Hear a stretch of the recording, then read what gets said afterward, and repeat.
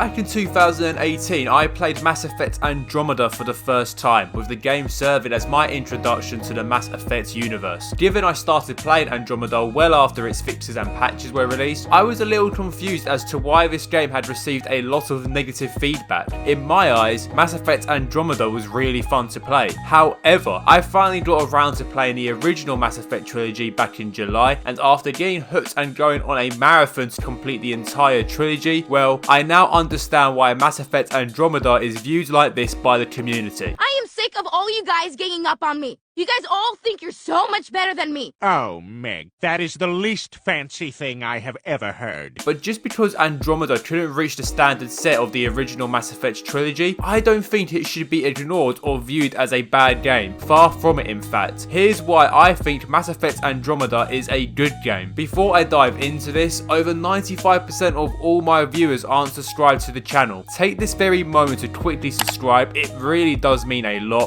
Thanks. Anyways, for this video, I decided to re-download Mass Effect Andromeda to refresh my memory and get some background footage. And let me tell you something, the introduction to Andromeda, right up to the point where you introduce yourself as the Pathfinder to the Nexus leadership, perfectly encapsulates Mass Effect Andromeda as a whole, both the good and the bad. Firstly, the combat and gameplay within the game are a series high. I feel like with each Mass Effect game, BioWare does a great job in improving the combat, which they truly nail in Andromeda. The introduction of the jetpack allows you to take on your enemies in new ways, as well as explore your surroundings a lot faster too. The game was the first not to use a class system, instead letting players unlock skills and combine them. And lastly, the game introduced a big expansion to weapon classes, with a lot more options and modifications available across the board. Furthermore, thanks to EA's Frostbite engine, the game looks visually stunning, with a range of environments that look incredible and are fun to explore. Whilst the Frostbite engine seemed to cause BioWare a few issues during development, it certainly allowed the developer to create some of the best gaming environments we've seen in the Mass Effect universe. But Mass Effect fans didn't become fans of the series because of its combat and graphics, it was because of its story and characters, and that's where Andromeda falls short of the mark. I didn't even need the full hour of Andromeda to remind me just how lackluster the supporting cast is. Annoyingly, Alec Ryder had a lot of potential, but of course for us to become the Pathfinder, he had to die.